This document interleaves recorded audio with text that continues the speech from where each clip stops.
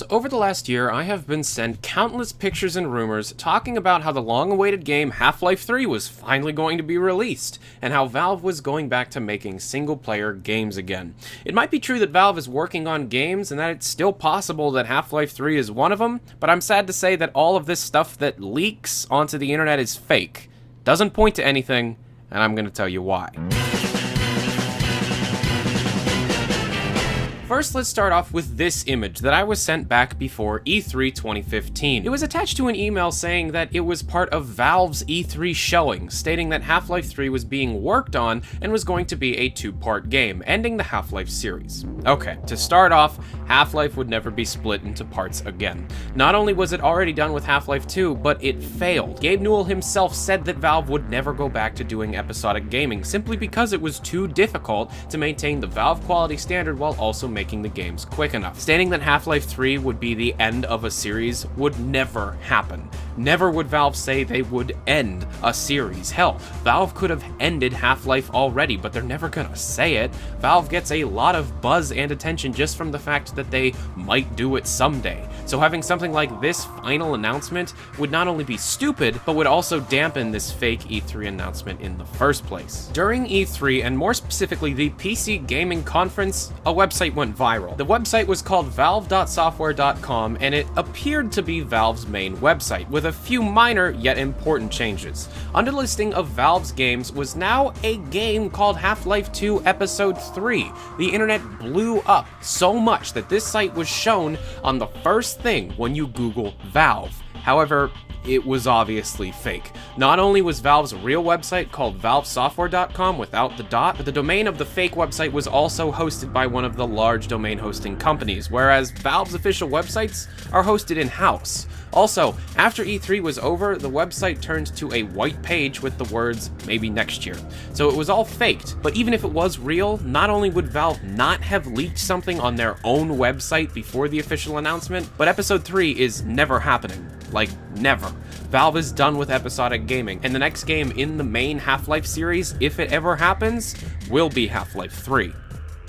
After a while on the fake website, the "maybe next year" turned into a hyperlink, and upon clicking it, it takes you to a GitHub page showing off a gameinfo.txt file uploaded from someone called Gabe Newell. The file is a game info for Half-Life 3 claiming that its Steam ID is 323900, and the file was also uploaded to the Valve Software GitHub account. Now, although clicking on the Valve Software on this page does take you to the official Valve GitHub account, this is still faked for one simple reason. The Steam app ID that is allegedly being taken up by Half-Life 3 is owned by a Steam game already. Plus, for a Valve game, this app ID is way too high.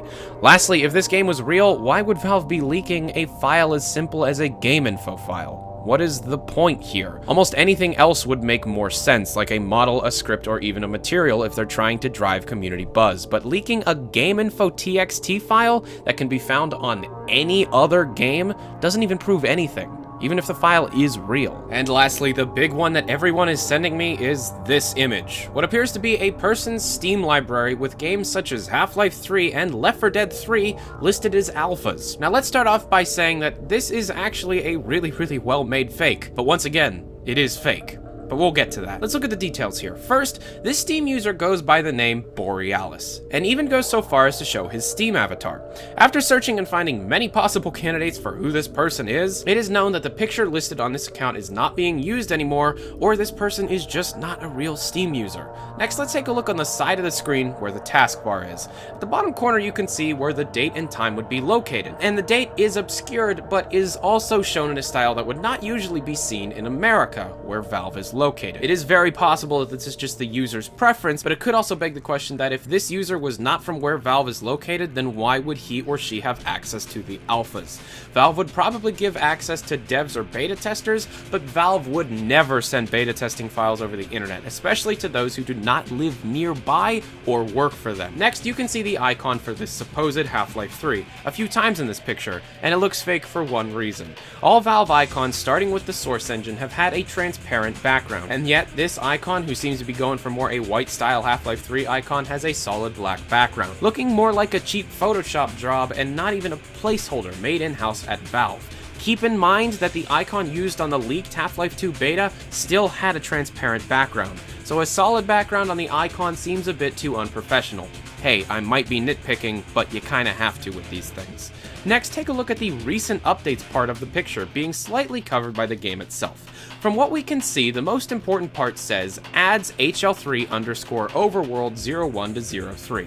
This is obviously talking about adding new game maps to the in-game alpha. However, the naming and listing is all wrong. Valve single-player games thus far have never used the title of the game in the map prefixes. Usually they would just be letters and numbers representing the progress the player has made in the game, or to distinguish different parts of the game. Listing the maps as straight up just having an HL3 prefix would probably not be done by Valve. Also, the maps themselves being listed as overworld makes no sense. Overworld? In a Half-Life game? These overworld maps not only seem to fit any theme from Half-Life, but also seem like they would be some of the first things the players would do if in fact Overworld was the first real map. So then, why would the very first 3 maps of Overworld be added into an update that seems to be the 3rd update of that day?